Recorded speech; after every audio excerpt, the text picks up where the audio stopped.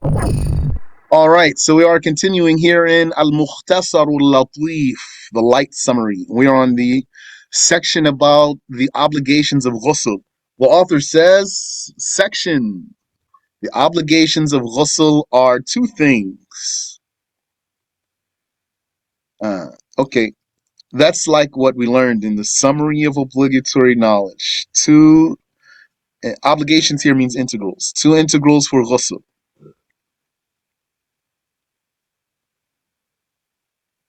Also, when he says here the ghusl has what makes ghusl obligatory is five things. That's what we learned in the summary of obligatory knowledge.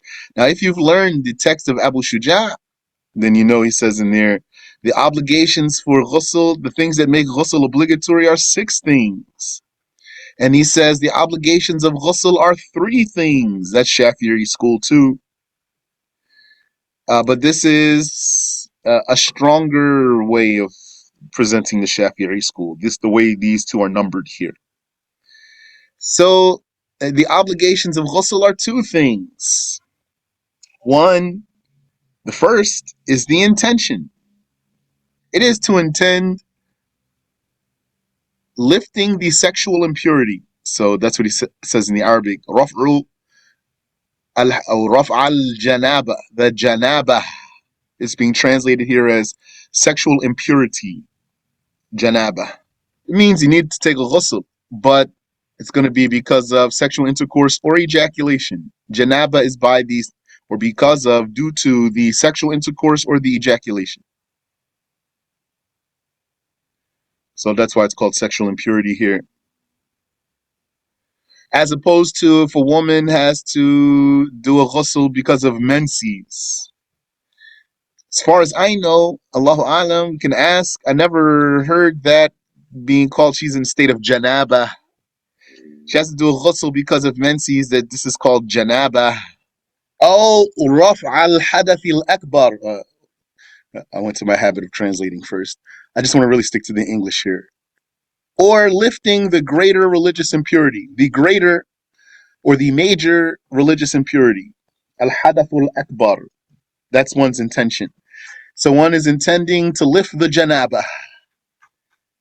Yani, is junub. He or she is junub. Intending to lift the janaba. Or to lift the greater religious impurity, as opposed to the minor. The minor religious impurity is lifted by wudu or obligatory ghusl. The minor religious impurity is lifted by wudu or obligatory ghusl. The major religious impurity is lifted by obligatory ghusl. So what does that mean? It means if you needed wudu, and meaning you did what would break a wudu, and you did what makes a ghusl obligatory, and then you only did the ghusl without doing anything that breaks a wudu.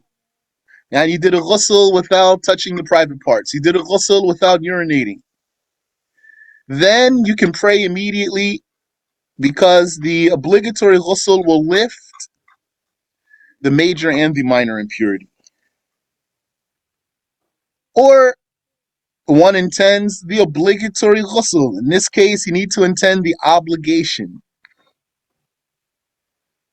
Yani, if you intended to lift the janaba or you intended to lift the greater religious impurity, that's equal to intending obligatory ghusl, because all of those are obligatory.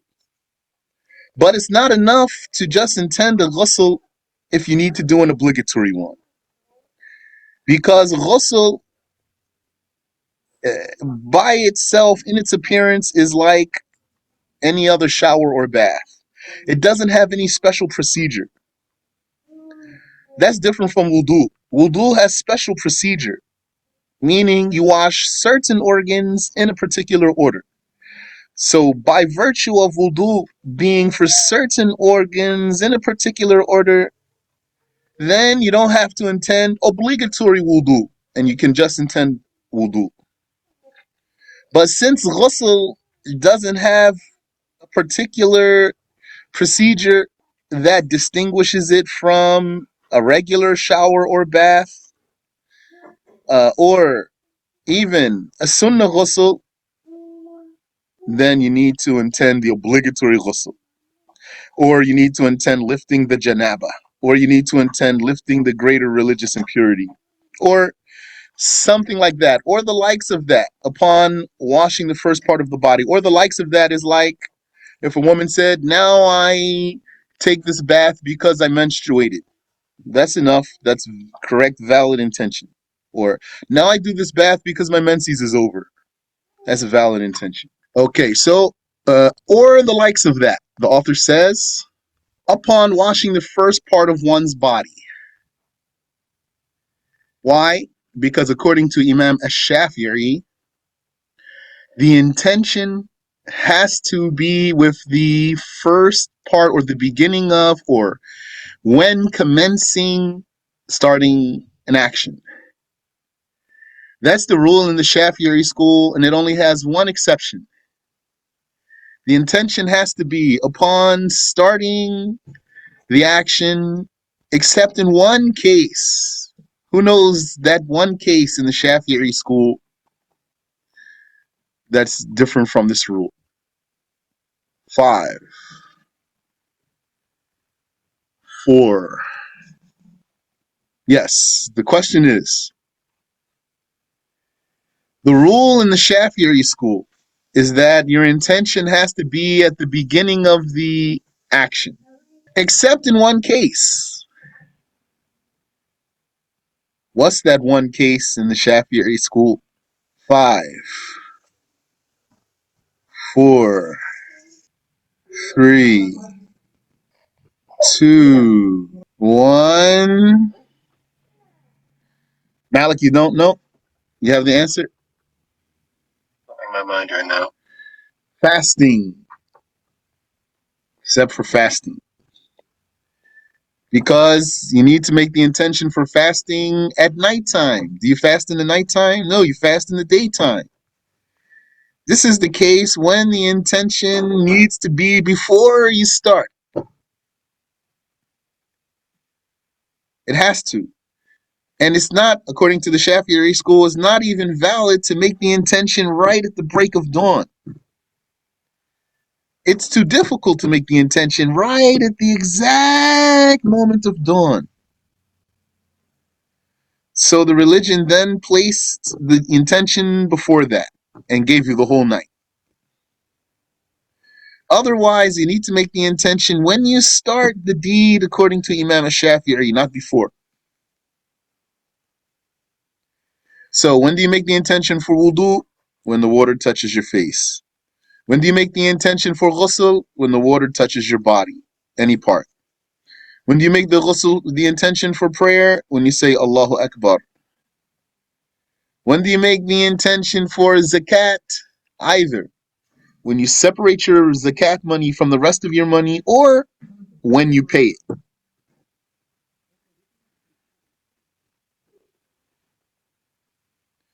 When do you make your intention for hajj? That goes to the rules of ihram. The rules of ihram. Inshallah, we'll come to that.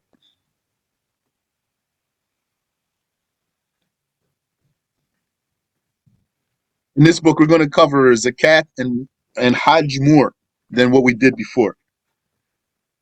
We skipped details of zakat and hajj the first time because we were just going over immediate knowledge.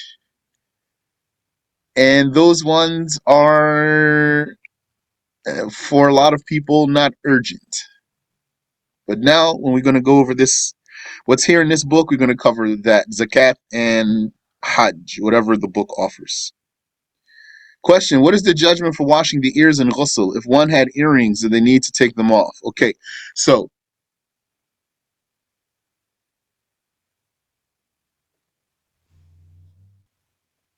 that actually is coming right now. Number 2, because the first one, number 1 is just the intention. Okay, now we covered how that goes.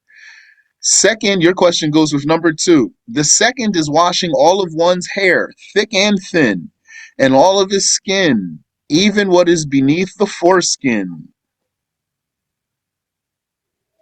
Meaning, the second integral of ghusl is washing the entire outside of your body. The entire outside of your body. What's the outside? Or let's say it this way. What's not the outside? Not the outside is the inside of the mouth, the inside of the nose, the inside of the ears, down in the ear canal, that is. When it comes to the mouth, yani the lips, you need to wash whatever is on the outside if you just close your mouth normally. When you just close your lips, put your lips together in a normal way, you don't have to press or anything. And whatever's on the outside is what you have to wash. You don't have to get underneath of your eyes, eyelids, and wash your eyeballs. Just your eyelids is enough when you close your eyes. And all of the hair, thick and thin. Why it says thick and thin? Because ghusl is not like wudu in regards to the thick chin hair of a man. In wudu, a man's thick chin hair and his thick jawbone hair, he can just wash over it. He doesn't have to wash through it down to the skin. But in a ghusl, he must wash through all of his hair down to the skin, thick hair and thin hair. If one has dreadlocks or locks or braids, then if the water gets through, then you don't have to undo it. But if the water does not get through, you have to undo it. But if a person just has naps, knotty hair, like very, very, very tightly knotted, has knotty hair somewhere, like a knot here or there in his hair, then it's very, very, very, very, very tightly knotted, like what some people call nappy hair. And then it's enough just to wash what's there. You don't have to like pull your hair out of your head or sit there and try to untangle this knot. That's like when I'm talking about a single strand that has a knot in it and it's very tightly knotted. You don't have to try to pull that apart or just pull that hair all the way out of your head. You don't have to do that. So, what then is the outside? It's almost obvious for you what's outside, except there's some cases that should be mentioned for you so you can be sure. That's from the outside of the body, which is the inner plates of the buttocks. That's part of the outside of the body. Meaning, if you were to stand up and the plates, the cheeks of your buttocks come together when you stand up, then if you were to see that from a person, you only see the outside of the cheeks. You don't usually see where the cheeks are pressed together. You don't see in there if a person's standing up. But if one were to squat, then those cheeks will spread apart. Then the inner plates of those cheeks would be apparent because the cheeks spread apart. So that's why that's counted as part of the outside. And also, what the author mentioned here, he said, even what is beneath the foreskin, that's for a man who is not circumcised. If a man is not circumcised, then when he needs to do a ghusl, it's obligatory on him to pull back the foreskin so that the water can reach whatever would be covered by the foreskin. And what's the judgment of circumcision, by the way? According to Ash-Shafi'i, it is obligatory if a person reached puberty without being circumcised, then it's his own obligation to get circumcised. Yeah, it's sunnah for the parents to do that for the baby. And there's circumcision for men and women without mutilation. There is no procedure of circumcision for women. and there's procedure of circumcision for males, for females, let me say. For females and for males, there's circumcision for both. And neither of those are mutilation. So I'm not talking about something that maybe some tribes practice. Yeah, some people might hear about that. Allah knows.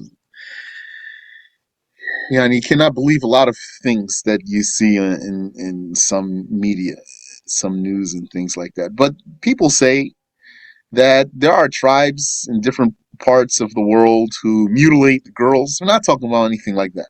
Just standard, normal uh, circumcision. That's obligatory according to Ash-Shafi'i. The one who's not circumcised at puberty is, according to Ash-Shafi'i, then his own obligation to take care of it. But according to Malik, it's sunnah, not obligatory. And here's a trivia question for you. I think it's an easy question. Who's the first one to do circumcision? Who's the first one to do circumcision? 5. Prophet Ibrahim, correct.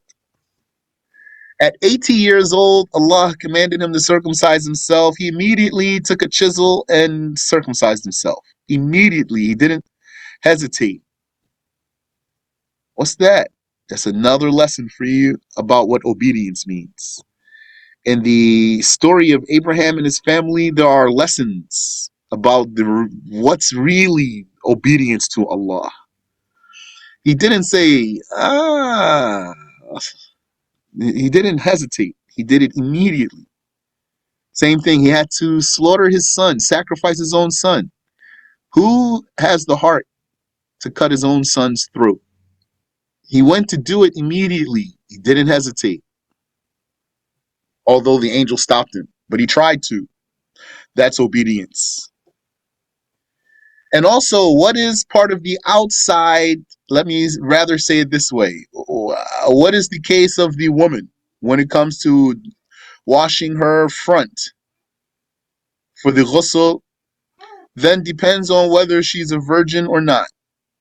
So if she is a virgin, then it's enough for her to just wash what appears. Meaning, you don't have to consider whether she's squatting or not. But if she is not a virgin, then she's obligated to wash whatever would appear if she were to squat. So if she's not a virgin, she must wash in her ghusl whatever would appear if she were to squat. I didn't say she has to squat. I said she has to wash whatever would appear if she were to squat. And if she's a virgin, then it's enough just to wash what appears without considering the squatting. So based on that, inshallah, that answers your question. You said, if one had earrings, do they need to take them off? If that blocks the water from reaching any part of the outside of the ear, then it needs to be removed. And that's not for an earring only. Anything that blocks the water, like a ring on the finger, if the water will not get under there without moving it, you have to move it. Ameen wa fikum. Okay. So that's simple enough. And 1 time is the obligation, 3 times is sunnah. We're going to see. Dripping is not a condition, neither for wudu nor for ghusl. You can do a ghusl with a cup of water, or even with a spray. It's just the condition that the water flows naturally. Dripping is not a condition, but the flow of the water is a condition. So if you just wet your hand and wipe yourself with a wet hand, that's not enough for wudu or ghusl. But if you took a spray bottle and sprayed yourself, that's enough, even if it doesn't drip, because it has a natural flow at that point. Performing a ghusl from a cup, completely possible, and it doesn't even take a long time, really, if you ever want to try it. Same thing for wudu. If you want to do it from a cup, make wudu from 1 cup if you never did. Don't refill the cup. I'm telling you, even not a big cup, you can make complete wudu with all these sunnahs from 1 cup that's not a big cup and still have water left over, and it can drip too. You said recently I saw someone make a portable wudu bottle that sprays. Subhanallah. Yes, someone sent me a video of a person, maybe he's Indonesian or Malaysian, making wudu with a spray bottle. He asked me, is it valid? Yes, very valid. Although in that particular video, he was saying some things that are not obligatory in the wudu that you have to do them. Those are usually Shafi'is. Indonesians and Malaysians are usually Shafi'is. So I was surprised that he's saying you have to do this, you have to do that. That's not obligatory in the wudu. But it was a valid wudu, though. What he did was a valid wudu.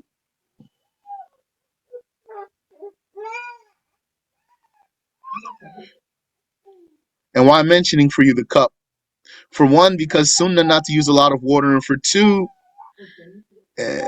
especially for the women, if your menses goes off while you're out, and you're not going to get back before the time is out, the time for the prayer. Let's say you go to work, and before and you won't get out of work before Dhuhr goes out. Asr is going to come in while you're still at work, and your menses goes off at Dhuhr time, and you wouldn't dare skip your prayer. You wouldn't dare say, I'm not going to pray until I get home, I'll make it up. Then what you're going to do? You're going to find a stall, for example, in the bathroom, go to the bathroom, take a cup or a bottle or something. It doesn't really take a lot of water. I don't know, maybe if you have a lot of hair, maybe that's going to take up probably a good percentage of your water if you have a lot of hair. But not looking at the hair, it doesn't take a lot of water just to do an obligatory ghusl.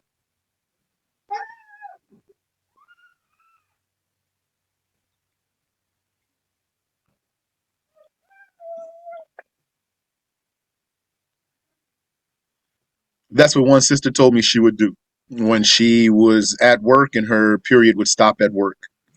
That she would go to the stall, yani where the toilet is, and she would do a ghusl there. You can even do the ghusl through your clothing if you needed to, just for your information. Yani, it's easier than you might think. Like, even if you took off your clothing piece by piece and put it back on piece by piece, took off your socks, washed your feet, took off your pants, washed your lower half, for example, then put them back on, let's say. I'm just giving you some scenarios to make it conceivable for you how you're going to do a ghusl when you're not in the house and you need to. Then maybe remove your shirt and then, or if you need to just wash right through your clothing, then go back to work soaking wet. That's your business.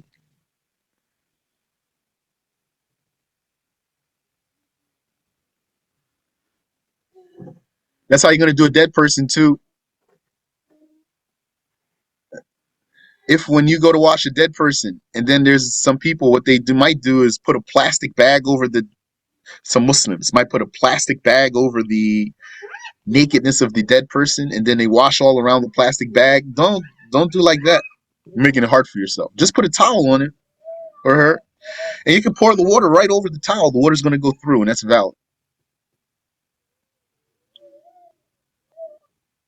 As long as it doesn't become transparent when it's wet. All right. So the author says its recommendations are, and he didn't make this a new section. This is all part of the same section. The tooth stick before you do your ghusl.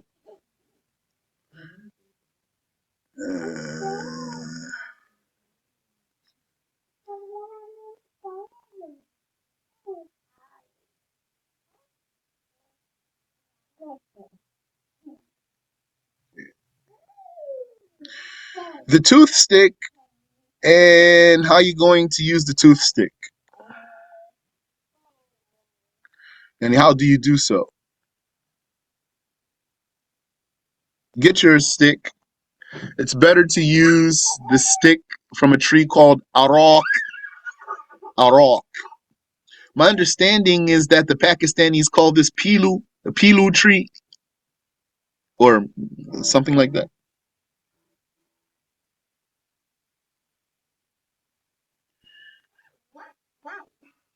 Anyway, from this kind of tree is best.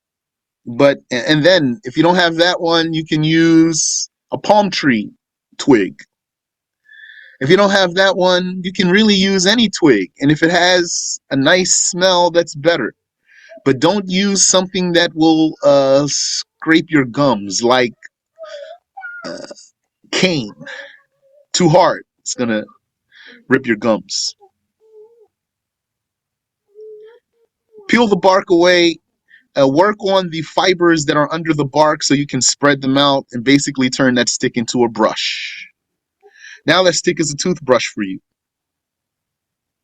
Then start on the right side of your mouth and run the stick to your middle. Then lift it and put it on the left side of your mouth and bring it to the middle. And lift it, put it on the right side and bring it to the middle. Lift it, put it on the left side and bring it to the middle. That's sunnah, not obligatory. If you just rub it back and forth, then you're doing it. But now I'm telling you the better way. And don't forget the tops of your molars. Don't forget the insides of your teeth also. And the tongue. Get the tongue and get the roof of your mouth gently. And it's sunnah to use the siwak all the time. Using siwak all the time. Sunnah. Now, with a detail that the Shafi'i is different about while you're fasting, we can save that for another time. But according to what I'm saying to you, even while you're fasting,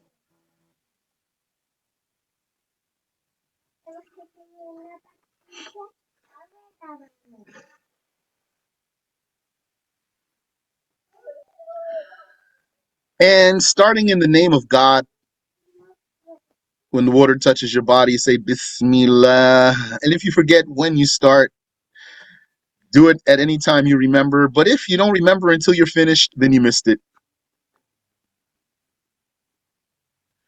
Performing wudu before ghusl, yes. Or in the middle of the ghusl, or throughout the ghusl, even like if you break the wudu up while you're doing your ghusl, especially if you saved your feet for last, all that's still sunnah.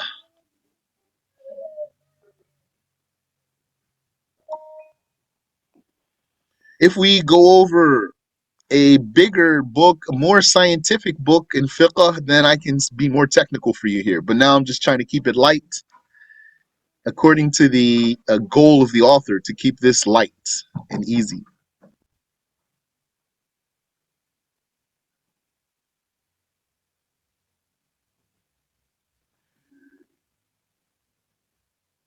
Preparing one's wraps, ta'ahud al-ma'atif.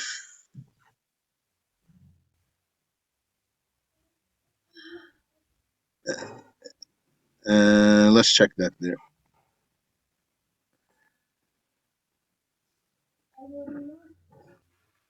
I need to ask about that. I'm not even sure if that's translated properly now that I'm taking a look at it.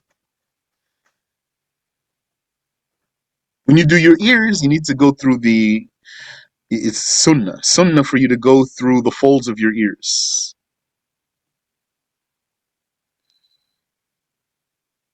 What's ta'ahud al-ma'atif? I don't know. What takhlilu sha'r, penetrating the hair. Yeah. Yani making your fingers go through your hair so that the water gets in to your, through your hair down to the skin. What dalk, rubbing, which is obligatory in the Maliki school. Rubbing is obligatory in the Maliki school. Rubbing is sunnah in the Shafi'i school. And tripling, meaning doing it 3 times, doing all the parts 3 times.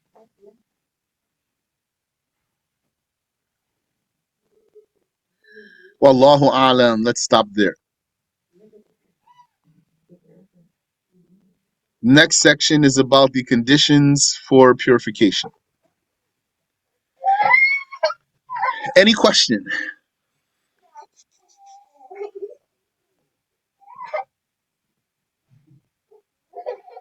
With the sunnah of using the siwak, does the open part need to be broken into bristles before you can use it and get reward, or? I didn't hear that it's a condition that it would be broken, that the bristles, the fibers would be broken open like bristles as that's a condition. Rather, the condition is to rub over your teeth something rough, even if it's a cloth or a napkin. That's you get the reward of siwak also. What if you were about to pray and you didn't have siwak on you? Then you can use your cuff of your shirt, for example, and rub it over your teeth with the intention of siwak. You'll get the reward of siwak and the sunnah. Thank you. You're welcome.